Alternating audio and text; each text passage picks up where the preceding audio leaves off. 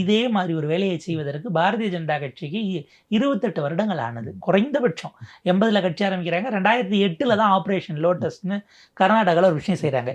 மோடி, அமித்ஷா ஆகியோரை எடுத்துக்கொண்டால் அவர்கள் அவர் அரசில் பொறுப்புக்கு வந்த பிறகு இதை செய்வதற்கு குறைந்தது 15 ஆண்டு காலம் எடுத்தது. ரொம்ப பெரிய அளவுக்கான எண்ணிக்கைனா உத்தரகாண்டில் 2016 நடக்குதுன்னு நினைக்கிறேன். அப்போ முன்னாள் காங்கிரஸ் முதலமைச்சர் விஜய் பககுனா ஒரு 9 பேரோட கிளம்பி போய் டெல்லியில் பாஜகலே இணைஞ்சிடுறாரு.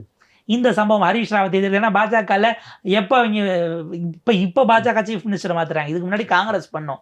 எலெக்ஷனில் ஜெயிச்ச பிறகு இவர் இல்லை அவர் ஒன்றும் முன்னாள் முதலமைச்சர் கிளம்பி வெளில போய்தவர் இல்லை தனியாக கட்சி ஆரம்பிப்பார். அப்படி பலரையும் நம்ம பார்த்துருக்குறோம். அப்படி போனது அப்படிங்கிறது செய்கிறது கூட 2016 நீங்கள் கட் ஆஃப் வச்சிங்கன்னா 15 ஆண்டுகள் ஆகிருக்கிறது மோடி, அமித்ஷா அவர்களுக்கு. இவங்க ஆட்சிக்கு 15 நாளில் செய்கிறாங்கன்னா தூக்கி சாப்பிடக்கூடிய இடத்துக்கு போகிறாங்க. இதில் அவர்கள் செய்தது ஆட்சி அதிகாரத்தில் அந்த எண்ணிக்கை பெரும்பான்மை கிடைக்காத நேரத்தில் பண்ணாங்க. இவங்க பெரும்பான்மை அடைந்த பிறகும் கூட அதிமுகவை சட்டமன்றத்தில் உங்களுக்கு வாக்களித்த பிறகும் ஏன் நீங்கள் இதை செய்கிறீங்கிற கேள்வி வருது.